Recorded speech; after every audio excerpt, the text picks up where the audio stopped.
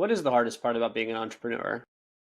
I think the hardest part of being an entrepreneur is learning how to have a balance in life. That's number one, learning how to have a balance in life. Number two, learning how to delegate. And it's putting that ego away that I'm better than everybody else. Because as an entrepreneur, a lot of people think nobody else could do the way that I do things. And it's the truth. That is the truth. Nobody could do things the way that I do them. But I know they could at least get come close to it. And when you learn how to delegate, then you're able to have that balance in life, and you're able to grow because you cannot grow on your own. You need an army of people to be able to grow. You need a team of people to be able to grow. And once you start delegating and building that team of people, of the right people, putting the right people in the right seats, in the right places, then you're able to grow faster. Edwin Carrion is a God-made millionaire, family-oriented, investor, and a mentor. Throughout his run, he has founded several multi-million-dollar companies that specialize in real estate development, transportation and logistics, investment, and business education and consulting. Backed by over 20 years of extensive experience in various industries, Edwin now shares his passion for entrepreneurship by mentoring others since he realized that most people don't live a fulfilling life. We discussed why most people don't have a fulfilled life, how to deal with things outside of your control, and how to start over after hitting rock bottom. Enjoy our conversation. Edwin, thanks for coming on the podcast. I'm here, Daniel. Thank you for having me. How are you today?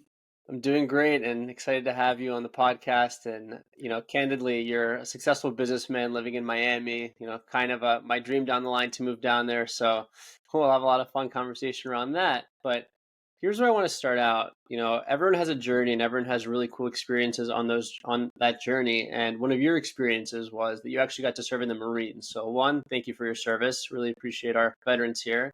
But to start out, what was your time in the Marines like? Oh, my time in the Marines was amazing.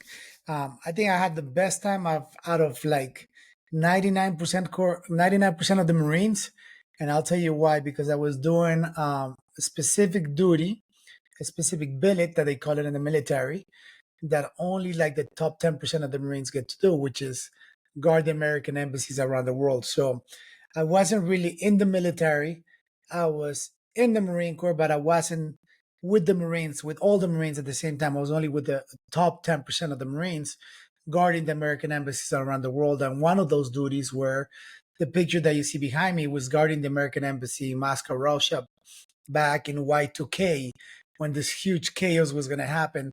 And it was only 33 of us out there. So it was an amazing time. I was very fortunate enough because that afforded me the opportunity to be able not to only do that special duty, but also to train with the CIA, DEA, FBI, those departments that are so amazing into what they do. And then understanding that there's so much more out there than the military, that there's the federal side if you ever want to do that type of duty or serve the government in that capacity.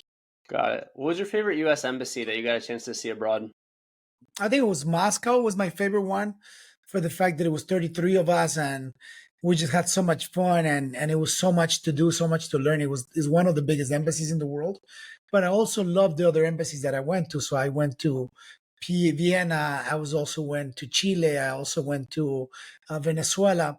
So I love those embassies because even though they're a lot smaller, it only has a few Marines. We had five in Chile. In Prague, I think there was only 12. You get to see the different countries, and you get to live as a foreign dignitary, as a diplomat in another country, and just kind of like at a young age, when you're that young, 22 years old, 20 years old, living in another country, having a driver, living in those beautiful homes, and just, people open the doors to you because you're a diplomat. It just brings you to another level that when you exit that, when you leave that part, then you want to go back to it, or you want to make sure that you stay around that level. Other than touring the embassies, do you have any crazy stories from your time in the Marines that you're allowed to share? Oh man, there's I have a lot of crazy stories, and I think crazy is relative depending to what are you referring to, right? Mhm. So we could go either way, but there's quite a few fun things, fun facts. One of the fun facts that I'll tell you that is PG for the podcast. It's Right. If you ever watch that movie Saving Private Ryan, at the beginning of the movie, you have the ship, everybody getting off of the ship into this little boats, and they arrive into the beach, and they do the exercise where everybody's getting killed and shooting at everybody. So I actually got to perform that. I actually got to do that, not for the movie, but in real life, we actually got to do that exercise in Korea. So I went on a battleship um, to Korea. Once we got off in Korea, we did the whole exercise, and it was such an amazing experience to be able to. Once I got to watch the movie, like, oh my God, I did the exact same thing, but as a training exercise. Thank God, not as a real event. When you do the exercise, I mean, what's the simulation like? Obviously, not using real bullets, but what is, when you think about doing this kind of thing and trying to simulate that kind of environment, what kind of I don't want to say fake, but what kind of things do they do to simulate a wartime environment? Well, the simulation there's a lot of background noise. There's a lot of like fake shooting, but there's a lot of like ambient noise going around.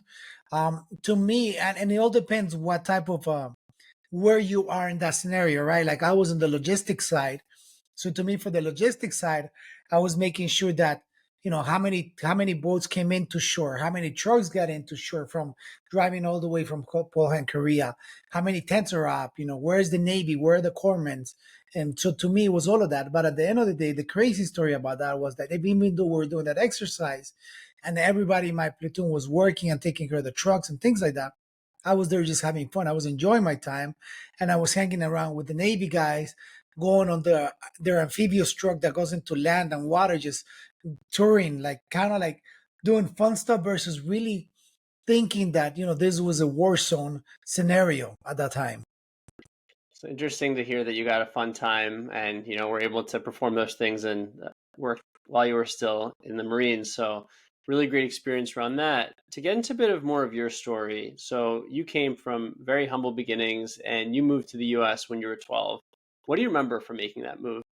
What I remember from making that move, it's coming. When I arrived to the United States, it's like arriving in Disneyland for the first time, seeing live everything you have seen on a TV, on a screen of what the United States looks like. Everything is big, everything is beautiful, everything is humongous, nice cars, beautiful people around. It's like another world that you come to into contact with. And, just kind of that mindset, like, oh my God, I want this, I want that. And so many things like the law of exposure, right? Once you become exposed to something, you cannot get unexposed. So at that moment, I was being exposed to abundance, some things that you don't see in another third world country. So speaking about that experience about moving to Miami, what were those first few years like living in Miami? I know it was probably exciting. It was probably a really interesting experience that, you're you moved from Ecuador, correct? Yes. So coming from Ecuador, obviously a lot of Spanish speakers in Miami, but what were those first few years like, and what were some of the differences you saw between kind of your native Ecuador and moving to a new city? I mean, I was 12 years old at that time. So as a kid, you always want to play, want to have fun. You don't have a lot of struggles, and that's the beautiful thing as a kid, that we don't have a lot of struggles. My biggest struggle was not knowing the language, not knowing English, and you kind of getting bullied for not knowing the language or not learning the English. And there's the story that I always tell, that there was this girl that I like, and because I didn't know English, this guy made fun of me, and instead of saying it wasn't me, I just ended up saying, I know. Like instead of trying to me saying like not me, or I didn't do it, I'm like, I know, like saying I know that I did it. So I was blaming myself. So they started bullying me and making fun for that. But I think that my biggest struggle was just kind of learning the language at the beginning.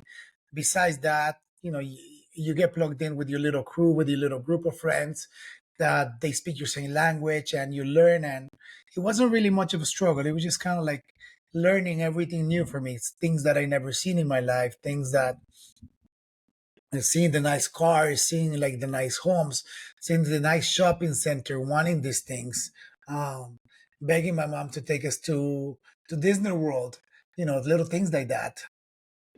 It's an interesting experience and always something that I'm always interested in to hear more about what the experience is like moving, because on a personal note, my family also immigrated to America when I was very young. So it's insightful to see how you were able to kind of acclimate with friends and kind of get yourself into the culture. And in particular, one of the things that I noticed from your story is you actually used to work as a bag boy, which is a pretty neat job for a lot of people, and probably something where you learn a lot at a young age, dealing with a lot of people. So during your time as a bag boy, what was that like? Do you remember learning anything or kind Oh of what that yes. experience was like? No, no. To me, I think that was one of the fun experience in my life, because it was my first job, and I remember that when I was going in to turn in my application, at one point I got scared and I didn't want to go in, and I was 14 years old. So because I'm 14, I'm still a mommy's boy. I'm still a mommy's boy until today. But at that moment, like I almost didn't get out of the car, and I told my mom, "I was like, Mom, can you come with me?" And she's like, "Come by yourself." And like it was that yelling moment that they get you like out of that zone. It's like, okay, I'm going by my own. And I went there. In there, I got interviewed, and boom, I got the job right away. I'm like, oh my god, this is cool. I got the job. And then when I started working as a bag boy, I was my mom always taught me to be dependable, to always do more than what you ask for, and to be of service, right? So by doing that, within a couple of weeks, I was promoted to the head bag boy, which in turn I had more responsibility. I had to be in charge of all the other bag boys, of giving them their schedule, making sure that they go on the regular breaks whenever they needed to. But at the same time, it gave me the opportunity that I got to know the people that would give good tips. So when I go to work, and it was a part-time job for me, it was only like 14 hours a week, on the weekends only.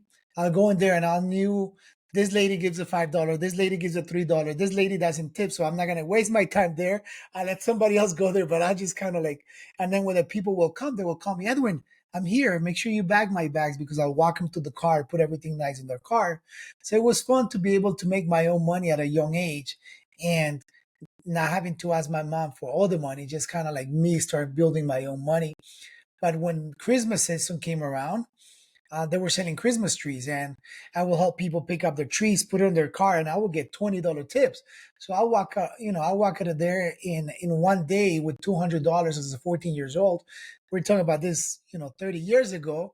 It was a lot of money. It was fun. It was nice. So get making $200 maybe sometimes in a day at 14 years old. What'd you do with that money? Like back way back when? How far did that go? It went a long way.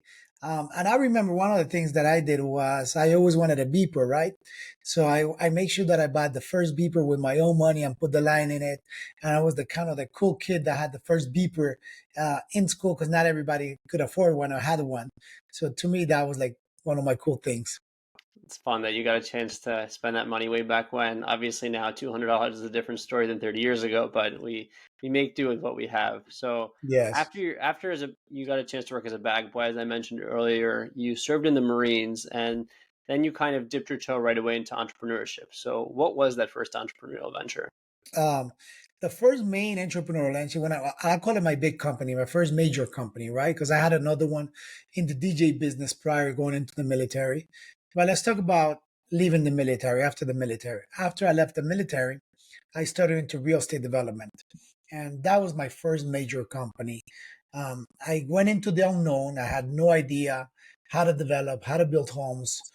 I had no idea how to do anything.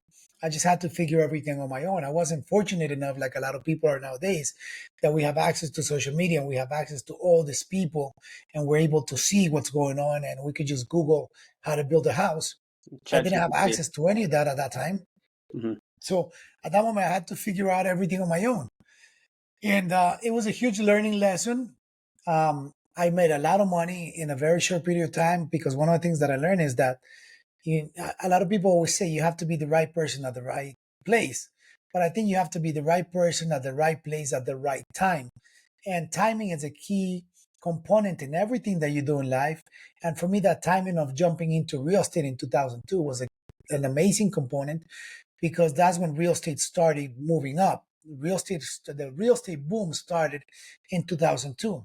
I got into real estate in 2002, and I rode the wave all the way until 2007. And because I was young, I was inexperienced, I was hungry for money, I became very successful. But just as became very successful really fast, I lost all the money and I went bankrupt in 2007 when the market crashed because I didn't have the experience and I didn't understand that. It's easy to create wealth, it's easy to make money, but it's hard to keep the money and maintain it. So speaking about that experience, it's really interesting that you got to ride the wave of seeing the real estate boom and the real estate crash in 2007. And obviously in 2007, unfortunately, a lot of people lost a lot of money and it was a really bad time for the economy across the board, especially in America. So after you lost a lot of that money and you were in significant debt, what did you do to kind of build yourself out of it? Because obviously it's probably a huge mental hurdle to try to make the comeback. Oh yes, it's one of the toughest mental hurdles, especially if you come from nothing that you become very successful. I had over $20 million in assets, and then losing everything. The first couple of months was really tough mentally because I was telling myself, that's the moment that you come into blaming everything, blaming everyone, um, blaming even God for for for doing this to you. Which at the end of the day, you have to realize that I'm the one that caused this for myself because I didn't know how to manage the money properly. I overextended myself. I didn't do the right things. I didn't position myself the right way. So it took a while. And then you go into that pity mode where I'm the victim, poor me. I'm a failure. I'm a loser. I'm no good at nothing. I'm never going to amount to anything else. So you go through these phases, right? These grieving phases until you finally find something that gets you out of that. And to me, that was going to a personal development conference, um, Secrets of the Millionaire Mind Intensive. Reading that book and going into that conference that got me out of the mindset and taught me that if you did it once, you could do it again. So at that moment that I changed my mindset, I said, you know what? Stop blaming yourself. It's time for you to get up, do it again, figure out how you're going to do it and do it again. Um, the opportunities started coming my way, and a great opportunity came my way, which was into the gold buying business. And I got into the gold buying business, and it was a win-win for everybody. I was able to make money. I was able to give money to people that were hurting at that time. And also we were helping the environment at the same time by purchasing old and unwanted broken precious metals and recycling those. So opportunities come in different ways. And again, goes back into saying, right person at the right place at the right time. I was the right person.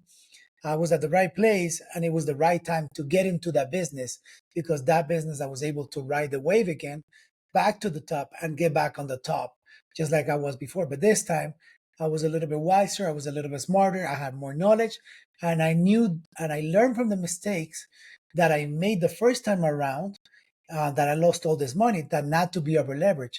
But sometimes, those learning lessons, we become very scared of things. So I became very scared of debt. So I had no debt. And one of the things that I learned that, yes, can you become very successful without debt? Yes, you can.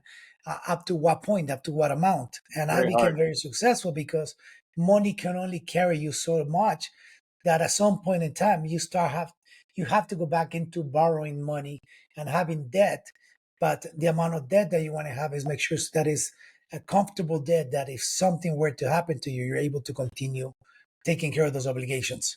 For sure. And I applaud you for going into an industry such as precious metals and gold. For those that don't know, super, super competitive, definitely when you're dealing with commodities. But specifically about that company, one of the things that I noticed that you did was, after you went through some of that struggle, you actually ended up, when you opened this gold mining company or kind of precious metals company, you ended up raising $300,000. So I'm just curious, how did you go about that fundraise during a really difficult economic time?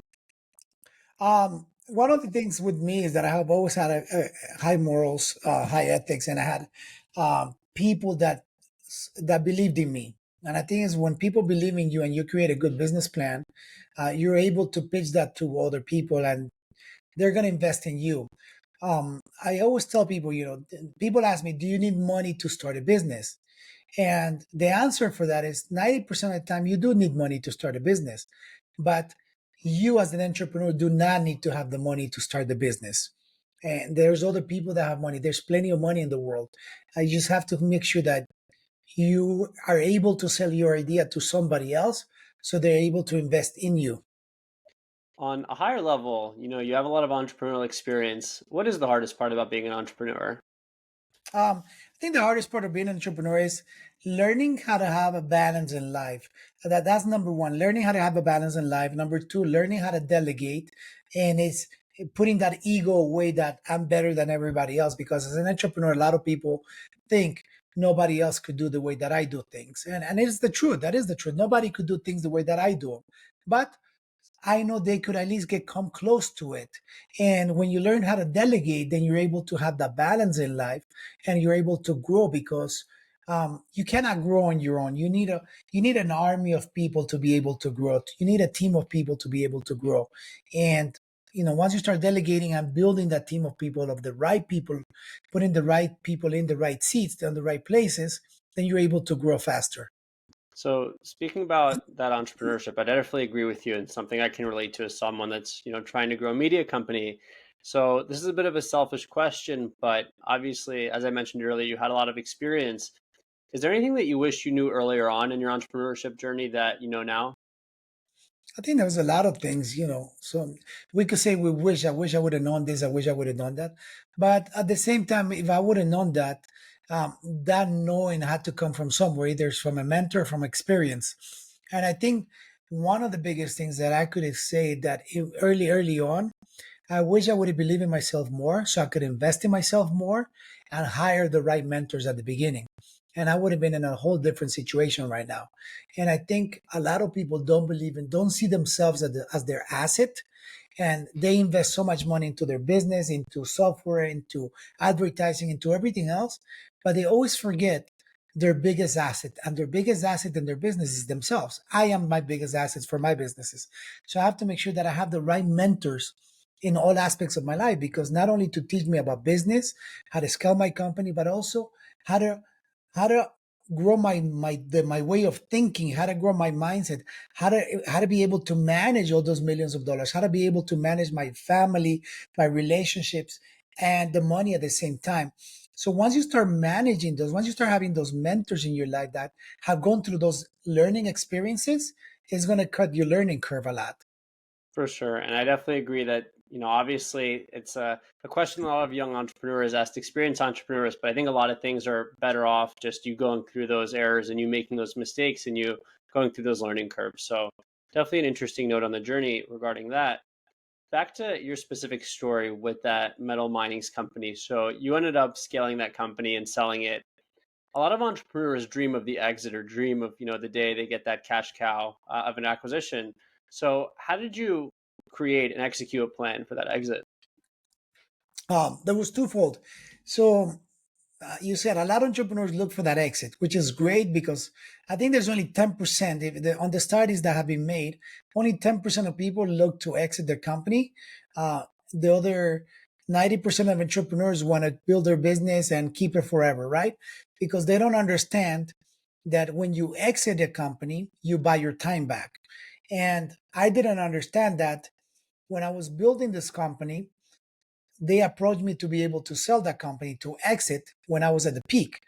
And because of the entrepreneurial ego, Huh. I didn't want to I sell love it. that, by the way, the entrepreneurial ego. I love that phrase. So I appreciate you mentioning that. It is an ego that we have to let go sometime, right? That entrepreneur ego said, you know what, I'm making a lot of money. I don't need to sell it. If you offer me $12 million, I could make that in a year. Don't worry about it. I'll keep the company. But the things that you don't realize and a lot of entrepreneurs need to understand is that there are always cycles. In every business, there's a cycle. There is a cycle that is going to go up and there's a cycle that's going to come down. But there's always going to be a cycle like this. You could go back 100 years into any type of business and you're going to see that there's a cycle. And if you're able to exit at the peak of your cycle, that's where you're going to be able to take advantage of the market and able to continue creating your wealth faster. So for me, I didn't take advantage of that peak because that I was never in that situation. I was in the situation where, hey, I made a lot of money, I lost a lot of money. Now I'm going to go make some more money, and I know how to keep that money. But the moment that the cycle started coming down, I realized that that was the moment for me to exit. So I didn't take advantage when they offered me to sell my company at a peak.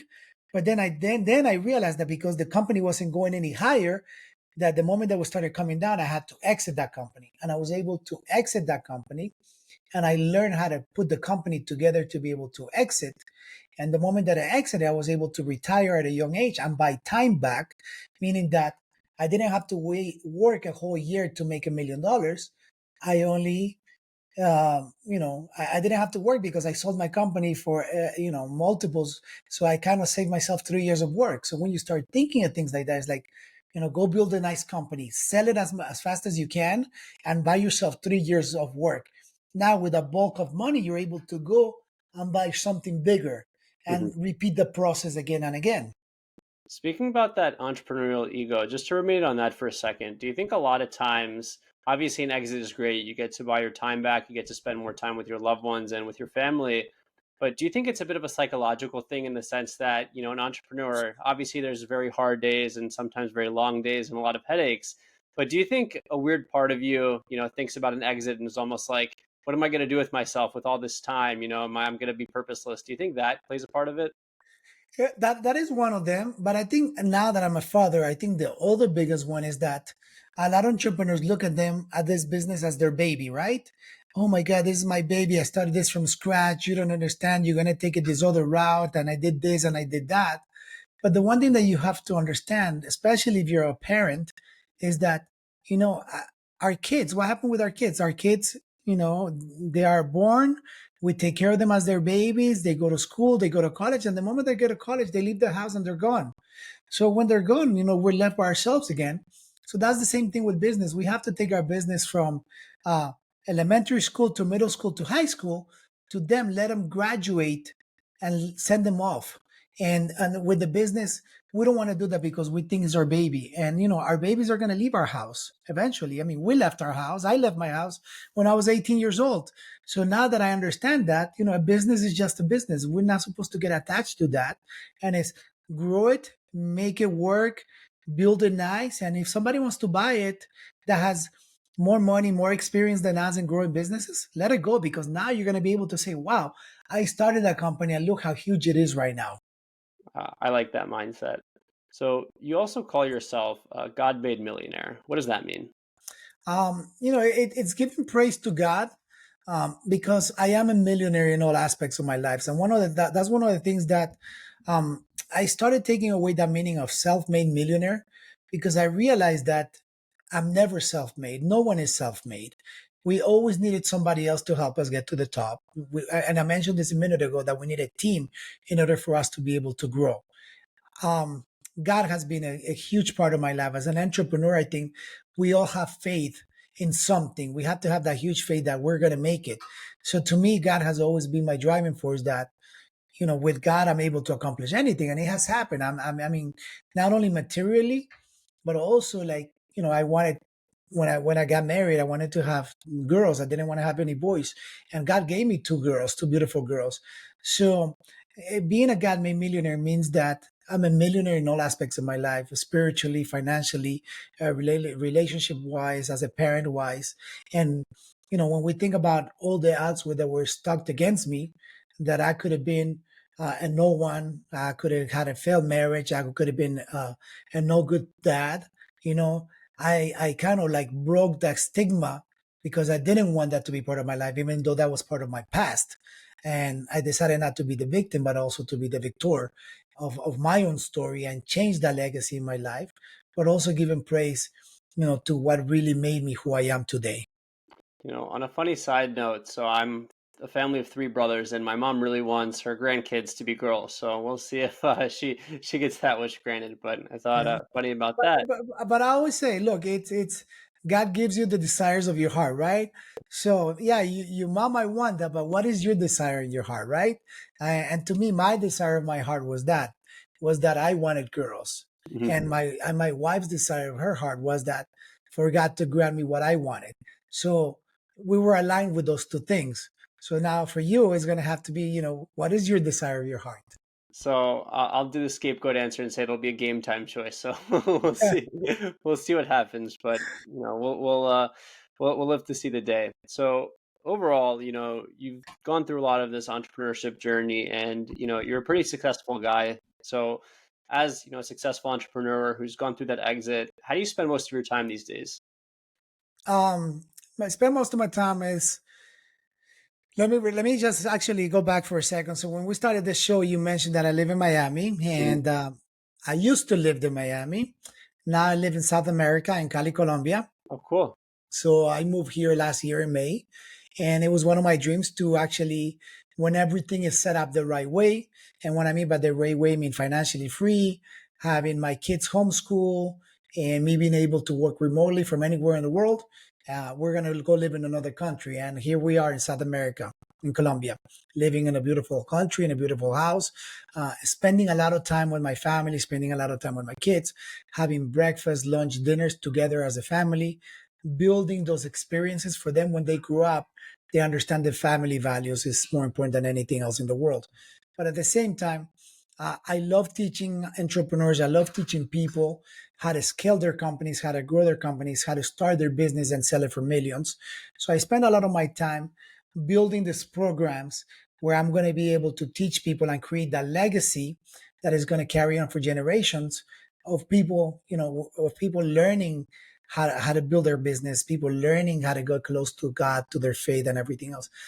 Giving my time, just like I'm doing it today with you, because maybe two people hear this podcast today, and it's going to change their life. But I know this is because this is going to be digital, and it's going to be somewhere in YouTube and the podcast and everything else. 10 years down the road, somebody's going to listen. So it's creating that long lasting legacy that is going to help other people, of how to think differently, of how to become differently, of having that opportunity that I didn't have when I was growing up, when I was into the entrepreneurship business model. Definitely. And we'll have to run it back one day. But just curious, so why make the move specifically to Cali, or sorry, to Cali, Colombia? I have to clarify that. Why didn't you choose anywhere else in South America? Number one, because my wife's family is from Colombia. Got it. So That'll do it. we have been coming here pretty much since we're together every year, and I love the country. The people are really nice. They're fun, and I wanted my kids to have that family environment type of thing. In Miami, we lived in a beautiful home in a nice neighborhood, and if we knew one or two neighbors, it was a lot. And it's not like we were able to hang out all the time here. We always make this joke that in order for us to walk our dogs, we need at least 3 hours, because the moment we step out of our house, we start talking to one of the neighbors, and we spend 30 minutes, 45 minutes with them. Then we say bye, we go the next door, and then we see the other neighbor, and it's like it just takes us 2 hours just to walk the dogs, because we get to talk to everybody, and then the kids start playing. And the way that I was growing up when I was in Ecuador, I remember playing on the streets until late at night, having fun. And my kids are actually enjoying and doing that. Yesterday, they were playing until 9 o'clock at night in the park, and we put a tent, and all the kids in the neighborhood came around, and they were all playing. And I want those experiences for my kids. It's beautiful. And definitely those were the days when you were just young and could kind of do things carefree with a lot of creativity. But it's great that you get a chance to experience that in a great country like Colombia and a city like Cali. So it sounds like overall you're having a pretty fulfilled life and you're trying to inspire fulfilled life for others and for your family. But unfortunately, most people, for whatever reason, don't live a fulfilled life. So why do you think that is? Because they're focused on the money. And I think one of the biggest things that I learned with time is that we need to stop thinking about the money. We need to start focusing on fulfilling the life that we want, living our dream life, living life to the fullest, like I call it. And it's putting that check mark into all the things that we thought we wanted to do when we were kids that we never got to do, because as um, responsibilities came along, we forgot about our childhood dreams and started worrying about how we're going to take care of our kids. And the moment that we start focusing into the life that we want to live instead of the money that we need to have, I think things start changing, because I know for me, God has always provided and will continue to provide.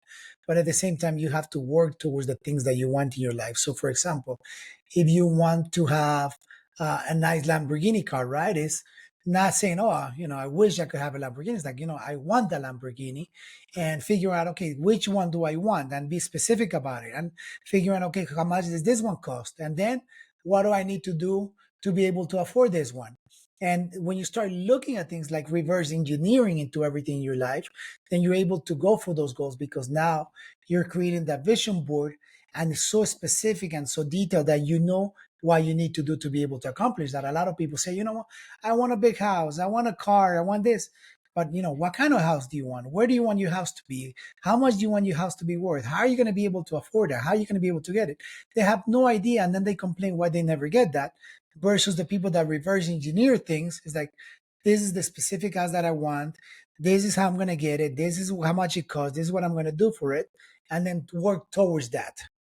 So, on a similar note, obviously, reverse engineering is great. And the more specific you could get with, I'll say high level steps. I think a lot of times, on a personal note, when you're in the weeds of your journey, a lot of the times it's intuition. But happy to talk about that later. But obviously, you have to put in a lot of time. So, how do you balance work and life when you're on that journey to try to make it? The way to balance work and life, and I think, and I always talk about it, is extremely important that you have to have that. You have to have some non-negotiables, and you have to set boundaries. Boundaries are extremely important in life, right? And I'll tell you, for example, for me, it was hard at the beginning to learn to set those boundaries because when I was young, I would work 24 hours a day. I didn't care. I work all the time. But the moment that I got married, I needed to learn and realize that if I don't set those boundaries, there's two things that could happen. I could become very successful in business and lose my family, or I could have my family be very successful as a family man and lose my business. But then I realized that you can't have the best of both worlds. And how do you have the best of both worlds is by setting boundaries. I could come into my office and be sitting in my office 8 hours a day and be this productive. And there's times that I come in my office and sit for 2 hours a day and I'm this productive. So it's making sure that the moment that you start putting pressure on yourself into and limiting the amount of time that you give yourself in certain tasks, you become more productive. It's like um, when we procrastinate, right? Mhm. Let's say we have to turn in a project by Friday, and we knew this 2 weeks ago, but we don't do anything until the last week. I mean, we're going to be so productive that we're going to make sure that we make it happen by Friday, and we produce a great product on Friday because that's the type of person that we are. And when you become a procrastinator, you wait until the last thing and you realize that you didn't need 2 weeks to do something. You only needed a couple of days. Why? Because that's your productivity level goes up. So when you start setting those boundaries in your life, what you have to do is you have to exchange time for productivity. So to me, my boundaries is like, okay, my work time and my free time is going to be 9 to 5. Between 9 to 5, I get to do anything and whatever I want. If I want to go out on the boat, if I want to go out on a car, if I want to go see a friend, if I want to talk to a friend, if I want to go get a haircut, 9 to 5 is my time. And within that time, I'm going to work. And that means that if I want to go talk to a friend of mine that day and it's going to take 2 hours, that means that I only have 5 hours left. So that means that I have to be productive in 5 hours. If I don't have to see anybody, if I don't have to do anything, I have 8 hours to do whatever I need to do at work. And I'm going to take my time and just do things the way that I want them. But if I know that this day I have to go do something else and I only have 2 hours for work, I'm going to make sure that I'm productive as I can during those 2 hours and knock out the most important things of my day. So it's great to see that you're able to establish those boundaries. And I do agree that a lot of times when you have certain things that are non-negotiables, that you're able to frame the day a little bit better and things seem a little bit more to fall into place. But that being said, obviously those boundaries look different for everyone. And I think a really big fallacy in society today is that a lot of people love comparing what their work life situation looks like to others. So what advice do you have for people that end up doing that? Everybody's different. You don't know what goes on behind closed doors. So, um, comparing is a sin. And the Bible tells you that when you compare is a sin, right? So look at yourself first and say, how do I want my life to be? What do I want my life to be? And you have to stop caring what other people think of you or what other people think, how you're living your life or how you're doing things. Do you, be you, and do what makes you happy. And set those boundaries and focus on yourself first. And I think that's one of the biggest things. The moment that you start focusing on yourself first, you're going to be able to go a lot further than everybody else. We love to hear that, and that was some great advice there. On another note, talking about business and as an entrepreneur, unfortunately, you probably realize that a lot of things are out of our control. And as much as we want things to be in our control or everything to be in our control, we realize this is God's world. No matter kind of what religion you are, we all kind of look up to Him, and He runs things, for lack of a better word. So, as an entrepreneur and as a business person, how do you deal with things that are out of your control? Um, I'll put it on God's hands. I'll say, look, um, one of the things that I learned, and I forgot the acronym, right? And it's about fear. There's an acronym about fear. But one of the things is that the moment that we start worrying about things that haven't happened or things that are out of our control, we're thinking of the future and we're not focused on the present. And the present is only here for 24 hours. So the moment that I'm here right now, you and I are here in this moment. This is our one moment. This is our present. If we're thinking about what's going to happen after this call, we're missing out on this moment. So it's always kind of staying present into the moment. The moment that we start becoming present into the moment and enjoying that moment, our worries about the future or the things that we can't control are going to go away, because eventually we're going to figure out, because as an entrepreneur we are problem solvers and we're going to figure out how to fix any problem. But the moment is that we have to focus on the present and whatever task is at hand. And eventually, the ideas are going to come into our head of how to solve whatever situations we have going on, whether it's with money, whether it's with lawsuits or anything else. But at the end of the day, I noticed that what gives me the most peace is putting it on God's hands and letting Him, and understanding that my fate is um, so huge, so big for him, that whatever comes my way, I'm going to put it on his hands and he's going to get me through it. Definitely. And entrepreneurship is all about high level, being committed to figuring it out. And I think when you go one step at a time, you'll notice that over time, all those steps add up. So it's great to see that you're following that advice. On a more personal note, so as you mentioned earlier, you're married and you have two awesome children. What's the key to a successful marriage? Oh man, patience, I'll tell you. I'm still figuring that one out. So I wouldn't tell you that I have a successful marriage. I have a beautiful marriage, but it takes two, man. It takes a lot of work because it's very different. Um, Living with somebody else, right? Living with somebody that thinks differently than you, that acts differently than you. And it's just learning to, a lot of times, look at yourself and see who you are versus looking at the other person and see what mistakes they're doing or what they're doing, right? Is that learning how to work with each other. And to me, it has been very tough, especially because growing up, I was raised by a single mother. So I never had a father figure at home. I never had a father at home seeing how they treat my mom and saying, you know what, this is the type of man that I want to be like. So I didn't have that growing up. So I have to learn that from my mentors, but I also had to kind of like learn how to communicate because I was never good at communication. I will keep things bottled in and everything else until we start going to therapy. And I think therapy does miracles to you, that they teach you how to communicate. It's a third party in between you in order to communicate. So a lot of people, either a lot of men or a lot of women, don't want to go to therapy because they don't see that as valuable. But when you have a third person in there chiming in, it's fun at times, because to me, sometimes like I'm trying to get my point across my wife and she might not understand me, or I might not deliver it on the way that she's going to get it. And we go to therapy and the therapy tells her, yeah, he's right. This is what you have to do. So I walk away with a grin when she thinks that she was right, and vice versa, right? It works both ways. But I think the key to a good marriage is, number one, staying committed, because nowadays everybody quits and throws the towel early and they say, you know what, I want a divorce.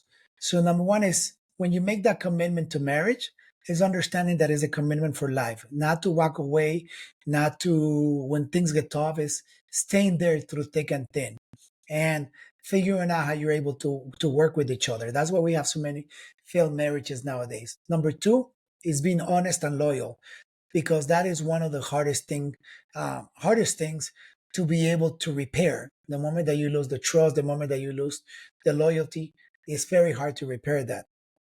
So it's learning how to communicate, learning how to stay trust and loyal, and then have fun, enjoy your time together. And I think, my wife and I, we're always laughing, we're always having fun with each other. And I know she loves me because she still laughs at my fun, at my dumb jokes nowadays. So there's love there, right? And it just takes time. It takes time, patience, and trying to always be on the same page. For sure. But it's not easy. It's not easy. And business is not easy. So, and one thing that I tell a lot of entrepreneurs, the same amount of time and effort that you put into your business, you have to put into your marriage, because it doesn't do you any good to have a successful business and have a sorry life. Definitely. So I'll take all that advice and put it in my pocket for a day in the future. And I really appreciate you sharing that, Edwin. But on a parting note here, after everything that you've discussed, all the business advice that you've mentioned, and sharing your journey, say for example, if someone came to you and they lost everything, or they're at rock bottom and they're starting over, what should be step one? Step one, it's creating that business plan, figuring out what is going to be your starting point. What do you want to do? And why do you want to do it? And I think everything starts that. Just like when I talked about what do you want for life, is creating that vision board, is creating that business plan and understanding where do you want to go. Because one of the things that I always end up, when I close a podcast, I always say, if you don't know where you're going, you will eventually get there. So it's the same thing that I'll tell somebody that wants to start over, right? Is knowing where you want to go. Got it. I think that's awesome advice. And Edwin, I've had an awesome conversation. Really appreciate you taking the time, and I've had a blast on the podcast. Thanks again for coming on. Daniel, thank you for having me. And to everybody listening, have a beautiful day. God bless you. Thank you for listening to my conversation with Edwin Carrion. If you enjoyed the episode, rate the show on Spotify, drop a comment on YouTube, and subscribe.